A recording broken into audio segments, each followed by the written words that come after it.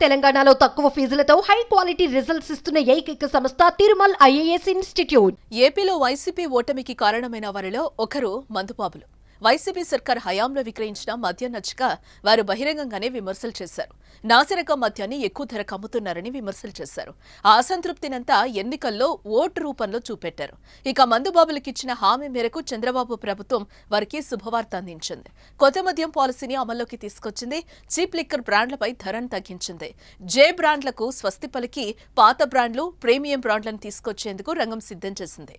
దీంతో హ్యాపీగా నచ్చిన మందు కొట్టొచ్చని మందుబాబుల ఆశగా చూస్తున్నారు. అయితే వారంతా అక్టోబర్ 4 వరకు ఆగాల్సిందే. అయితే ఈలోపు కొత్త కష్టాలు వెంటాడుతున్నాయి.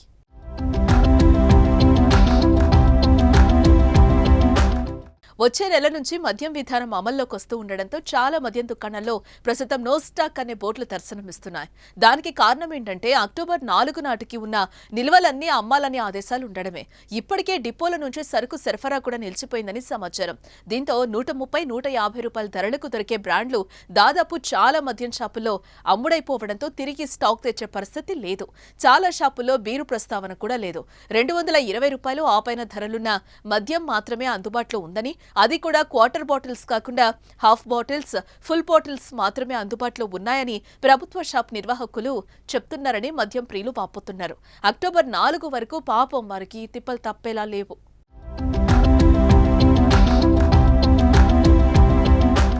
మరో 2–3 రోజుల్లోనే రాష్ట్రంలో కొత్త మద్యం షాపుల నోటిఫికేషన్ విడుదలకు ఎక్సైజ్ శాఖ సిద్ధమవుతోంది. మొత్తం 3736 మద్యం షాపుల కేటాయింపునకు ప్రభుత్వం నోటిఫికేషన్ విడుదల చేయనుంది.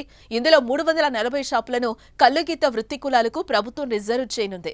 రిజర్వేషన్ల కోటాలోని షాపులను ఎక్కడెక్కడ కేటాయించాలన్న అంశంపైన అబ్కారీ శాఖ కసరత్తు చేపట్టింది. కొత్త పాలసీలో భాగంగా మద్యం దుకాణాలకు ఉదయం 10 నుంచి రాత్రి 10 గంటల వరకు అనుమతి ఉంటుంది.